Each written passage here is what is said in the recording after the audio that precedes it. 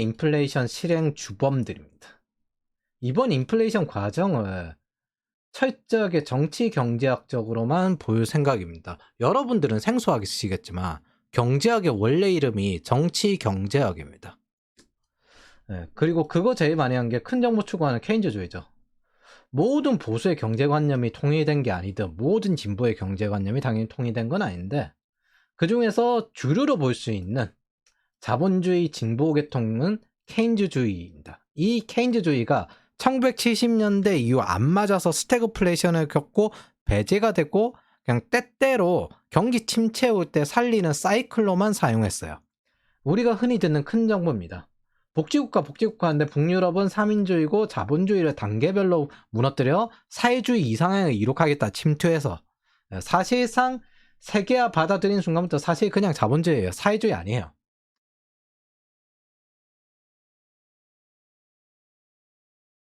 (90년대부터) 스웨덴 신자유주의 받아들여서 중국처럼 같은 시기에 성장했습니다. 천천히 금융자본주의가 되고 있다라고 보는 게 맞아요. 노르웨이가 연기금을 활용하는 것만 봐도 여러분들은 이해를 할 겁니다. 즉 1990년부터 평화의 30년을 이끌고 경제 성장한 건 케인즈가 아니라 슌페터입니다. 기업가, 기술 발전, 세계화, 신자유주의, 작은 정부 시스템인데 케인즈가 되냐? 진보 계통에서도 케인즈주의에 대한 환상을 버리라는 이런 이야기가 가끔 나옵니다. 이게 어쩔 수 없다. 이게 어쩔 수 없다. 이게 될 것 같냐? 이러면은 오히려 지배당한다. 왜? 신자유주의자들은 저거 대응이 다 가능하다. 그러니까 케인즈주의에 대한 환상을 버려라. 여기서 아주 중요한 이야기가 나와요. 케인즈주의가 종국에 가서 실패할 수밖에 없었던 이유는 공공 부분의 재원을 전적으로 자본주의적 사적 소유에 의존하여 조달하려 하였기 때문이다. 슌페터의 아주 유명한 말이 있어요. 공짜 점심은 없다. 그리고 일본 경제백서에 버블이 나면서 이게 나오죠. 버블을 통해서 공짜 점심은 없다. 무에서 유를 창조할 수 없다는 경제의 대원칙이 확인되었다. 통화량이 있고 그만큼의 재화가 있거나 서비스가 있어야 되는데 거래할 거리가 있어야 되는데 그래서 제가 전에 한번 말했는데 저는 통화량과 거래량으로 판단을 한다고. 근데 충분한 재화가 없었습니다. 버블 안에 있을 때는 누구도 손해를 보지 않았고 이익을 보는 것처럼 보인다. 그러나 버블이 한번 발생하면 경제적으로 엄청난 대가를 치러야 한다. 이게 일본 경제백서고 지금 겪고 있죠. 몇 가지 현상을 말하겠습니다. 지난 40년 케인즈주의는 거의 멸종 위기에 속합니다. 스태그플레이션을 일으켰고 거기에 대응을 못한 경제 정책이니까 이걸 배제를 하게 되고 슌페터가 통화주의와 공급주의 경제학 슌페터가 구했기 때문에 슌페터주의가 기본 메인이 되었죠.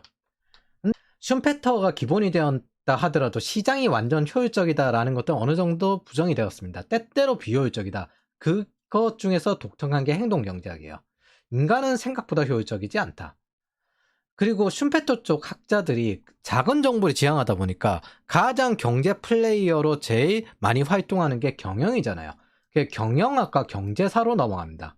근데 케인즈주의는 잘 생각해보면 큰 정보를 추구하죠. 그러다 보니까 관료가 많이 돼요. 정치 쪽으로 많이 넘어가고.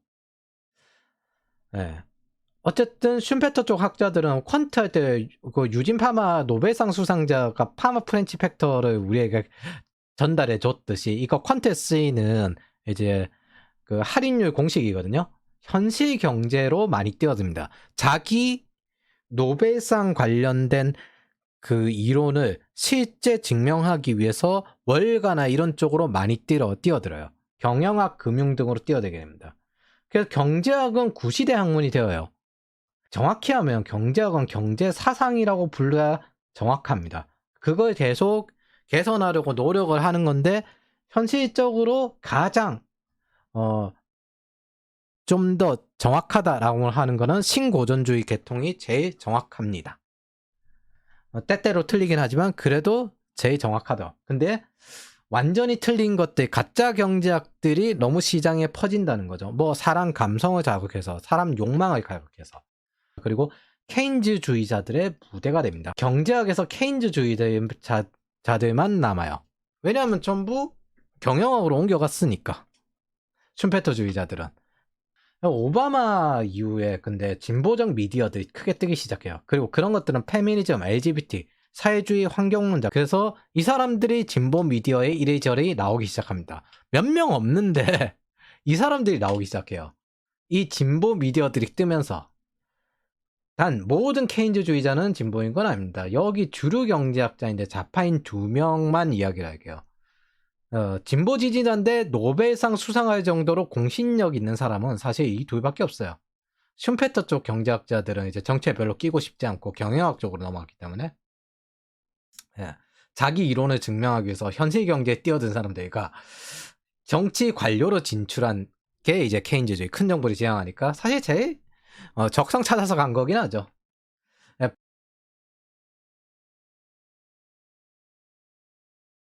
케인즈주의가 뭔지 요거부터 먼저 이해를 해야 되는데, 경제 정책에서 통화 정책보다 정부가 힘이 더 세야 된다. 정부 정책을 더 많이 하는 거예요. 통화 정책은 정부의 보조 형태다. 근데 정식적으로 이야기를 하면 통화 정책을 하는 와중에서 정부가 서포트를 하는 경제 정책을 하는 게 정석이거든요.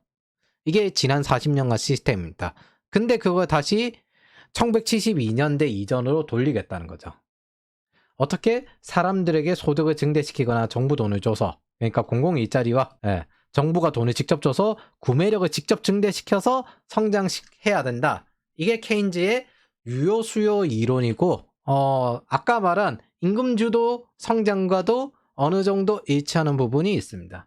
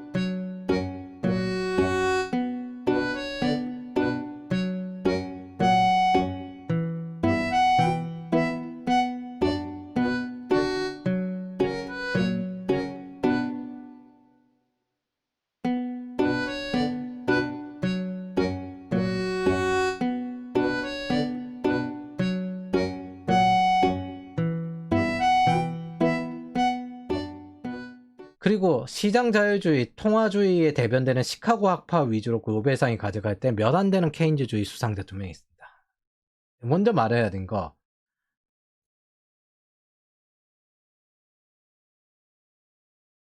정치적 중립. 이거 여러분들이 가장 착각하는 건데, 현대사회, 특히 미국 사회에서 경제학자, 관료, 군인, 기업들 중에 어디도 정치적 중립을 지키는 기업은 없습니다. 사실 개인도 정치적 중립 없어요. 중도파라고 하면은 그냥 여기 갔다가 저기 갔다가 선택할 수 있는 사람들인 거지. 때때로 보수를 택했다가 때때로 진보를 택했다가, 저는 이런 중도파들이 더 제일 건실한 사람들이라고 생각합니다. 왜? 정치인을 회전문으로 만들어야 하는데 지지를 하면 정치인을 권력자로 만들어요. 어쨌든 여러 언론들이 자신들이 좌파 진보 계통이란 걸 애매하게 포지션하면서 중도 측, 보수도 택할 수 있는 척 하는데 절대 그런 일 없습니다. 노벨상 수상자든 뭐든 단지 지난 10년 동안 진보이면서 애매하게 중립인 척하고 보수인 척 공격하는 게 마치 선한 행위인 것처럼 이렇게 이야기해왔습니다. 그게 마치 힙하고 깨어있는 인간이고 기크한 것처럼.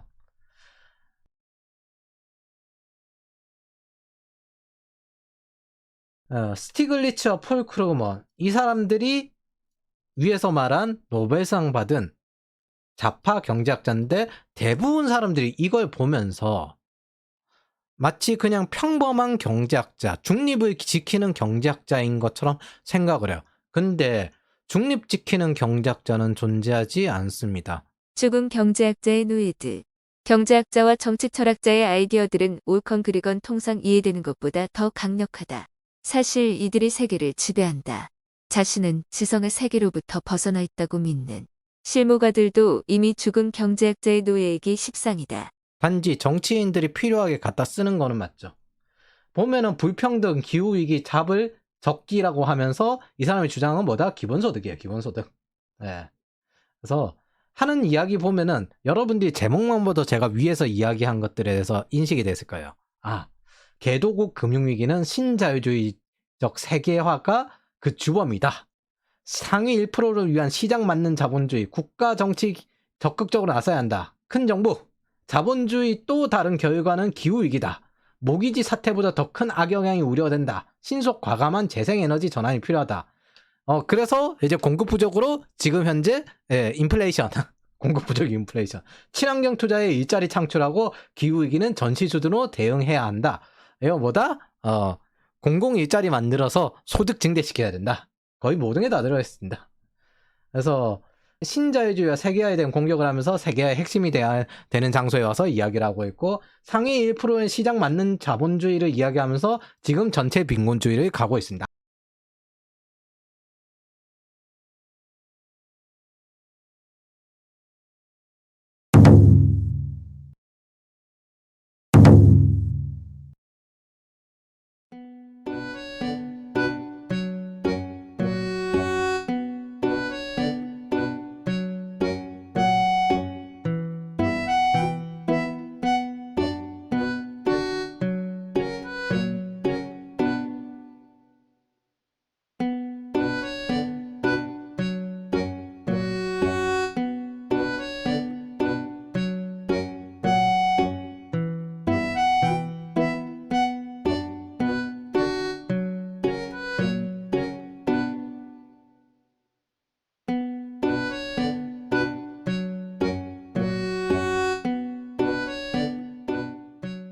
아주 훌륭하죠.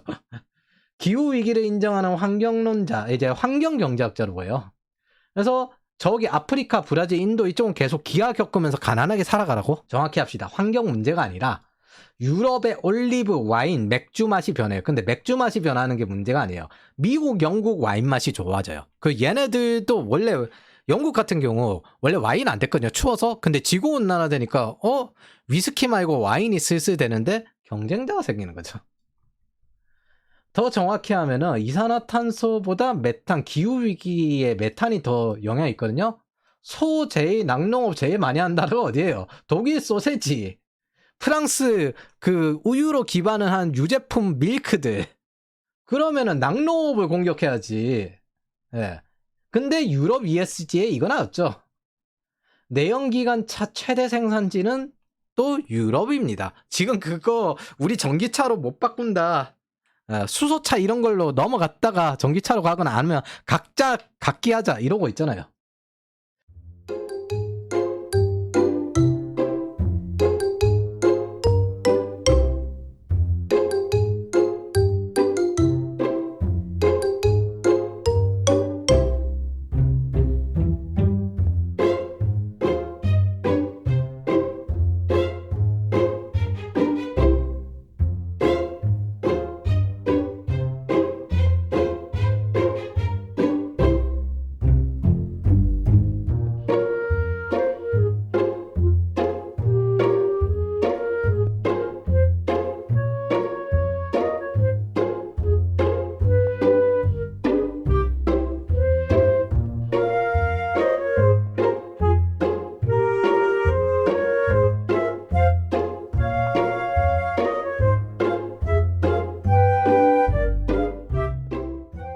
여기에 하나만 더 들어가면 딱 부해불평등. 모두가 평등하게 지금 강자존을 벌리고 있습니다. 예. 왜냐하면은 스웨덴 같은 경우가 소득 격차는 없는데 자산 격차는 전 세계에서 제일 뛰어난 국가예요. 이게 뭐예요? 여러분들의 신분 계층은 절대 변하지 않습니다. 부자가 될 생각은 하지 마. 굶어 죽지는 않게 해줄게. 그러면 이제 지배자들 입장에서는 절대 경쟁자가 안 올라오잖아요. 세상 편해요.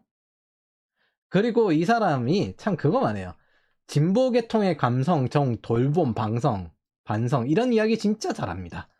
전형적인 정이죠. 현실 무시 정. 그래서 현실은 스티글리츠가 이 감성 경제학자 역할을 했습니다. 근데 이게 문제가 있잖아요. 보편 복지를 하려면 지속 가능한 자본은 어떻게 만들 건데? 결국은 신자유주의에서 돈을 뜯는 거잖아. 이때 MMT와 폴 크루그만이 나섭니다. 결론은 이거예요. 재정 균형 필요 없다. 이런 게 이야기 나왔습니다. 세상을 바꿀 좋은 적자 사용 설명서. 이거 헛소리거든요. 세상에 좋은 적자는 적절하게 계산을 해서 해야지 무한하게 적자를 뿌리는 건 없습니다. 이게 스테파니 케이튼 MMT 여왕이 한 이야기인데 결론이 이거예요. 국가 부채는 미친 이신이다. 뭐 화폐는 정부가 세금을 걷기 위해서 사용된 거다. 예. 그리고 기본소득 포스트 코로나 시대의 경제위기 해결책이다. 뭐 스티글리츠가 주장하는 거 똑같죠? 폴 크루그만도 거기에 주장을 합니다. 연준 때문에 침체가 온다. 내가 시킨 대로 하면 10년마다 오는 침체는 영원히 없을 거다. 이제 그 침체를 불렀네요. 예. 이 주장은 참고로 2016년대에도 했는데 이때는 안 통했죠. 그래서 금리를 내려서 돈을 푸는 통화정책, 그리고 정부가 재정을 푸는 재정정책을, 경제정책을 총동원해야 된다 주장을 했는데 안 통했는데